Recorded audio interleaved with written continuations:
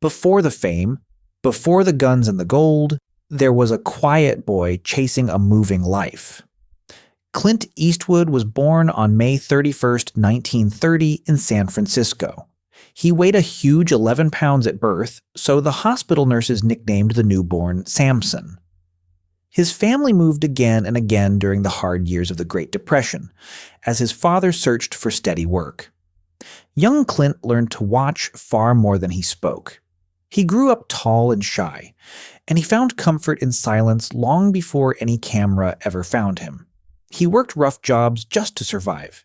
He cut down trees, he taught swimming, and he served as a soldier at Fort Ord. Nobody around him guessed that this calm and careful young man would one day rule the screen. He carried a simple belief that would shape his whole life. He trusted a steady look far more than loud words. That quiet strength became his armor, and it never once left him. It protected him through fame, through love, and through deep loss. But every suit of armor hides something soft underneath. And behind Clint's famous stare, there was a heart that could still be reached. It only took the right person to find the way in. But before that person arrived, the world first had to meet the legend. Clint won early attention on the television western Rawhide, where he rode for years as a rugged young cowhand. Then came the role that changed everything. In the middle 1960s, director Sergio Leone cast him as the man with no name in a trio of rough and dusty westerns. With a squint, a thin cigar, and almost no words, Clint became a global symbol of cool. In 1971, he pulled on the badge of Harry Callahan in Dirty Harry, a hard city cop who played by his own rules. The very same year, Clint stepped behind the camera for the first time with Play Misty for Me, a film he paid for and directed himself at just 41. That tough cop role grew into 5 films across the 1970s and 1980s, and his wild comedy Every Which Way, But Loose in 1978 became one of the biggest hits of his entire career. It was a clear sign. He did not only want to act in the picture, he wanted to control the whole thing. In time, he would direct more than 40 films of his own. The quiet boy had become a true force of nature. But fame was never the great love of his life. That love was waiting for him on a hot and dusty film set. In 1975, on that dusty set, Clint was filming the western The Outlaw Josie Wales, and he cast a slim, soft-spoken actress named Sondra Locke as his on-screen love. Sondra was no small talent. She had already earned an Academy Award nomination back in 1968 for her very first film, The Heart is a Lonely Hunter. She wanted this role so badly that she took a steep pay cut, earning only $18,000 just to stand beside him. On location in Page, Arizona, something real sparked between them. Sondra later called it an instant attraction, a pull that neither of them could fight. For a man who hid behind a steady stare, this was rare. He had let someone walk straight past the armor. She understood his silence because she lived inside her own. They were 2 private people who suddenly felt truly seen. What began as a simple film quickly became the deepest bond of his life. It would last 13 long years and shape both of their careers. Have you ever met someone who understood you without a single word being spoken? Drop your answer in the comments below. That bond did not stay hidden inside their hearts. It spilled out onto the big screen again and again. Over the next years, Clint and Sondra made 6 films together.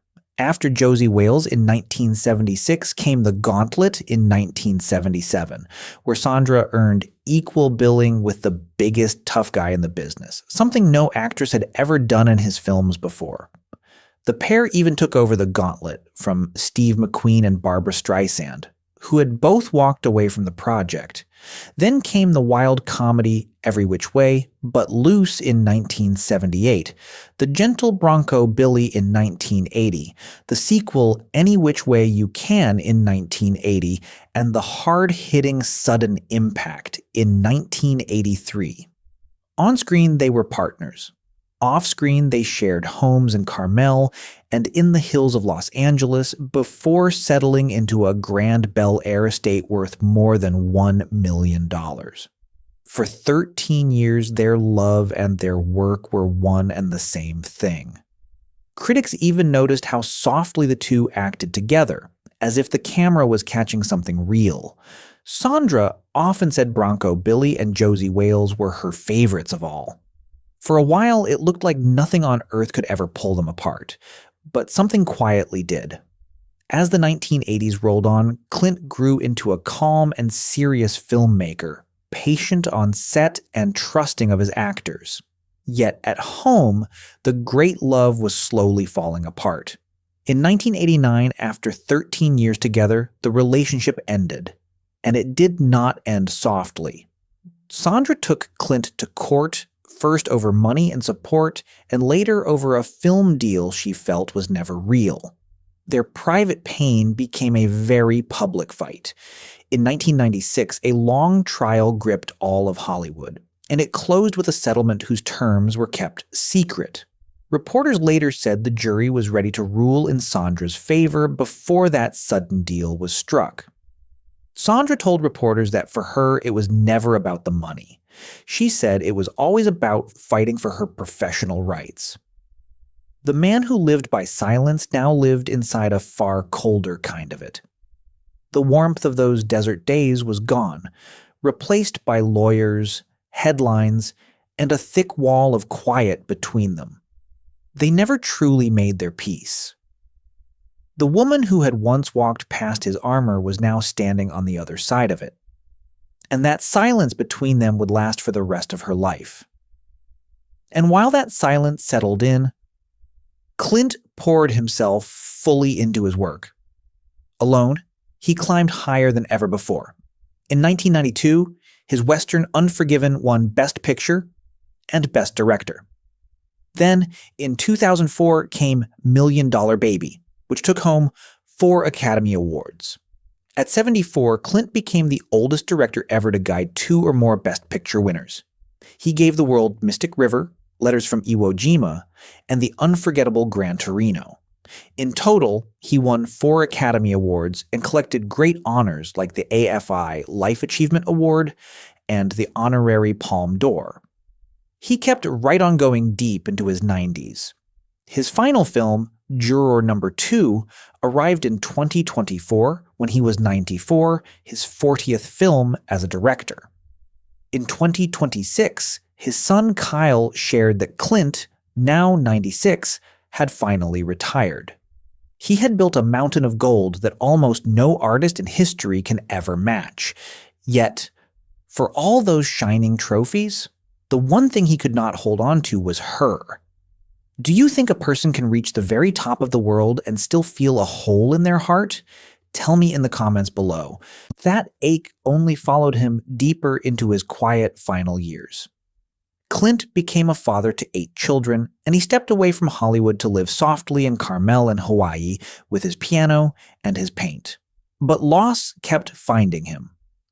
In July 2024, his partner of 10 years, Christina Sandera, died of a heart attack at just 61. Clint said she was a lovely, caring woman and that he would miss her very much. A fresh grief like that has a way of pulling an old man's mind back to his very first deep love. And Sondra was gone too. She had passed away on November 3rd, 2018, at the age of 74. After a long fight with cancer. On the day she died, Clint still owned the very same Bel Air home that the two of them once shared. They never made their peace. He never said sorry out loud because saying sorry out loud was never his way. But the truth always lives in the quiet. Of every role he ever played and every face he ever loved, hers was the one he could never let go. That desert spark of 1975 still burns somewhere behind that famous stare. Sondra Locke was the woman Clint Eastwood could never forget. And maybe silence was always his way of remembering her.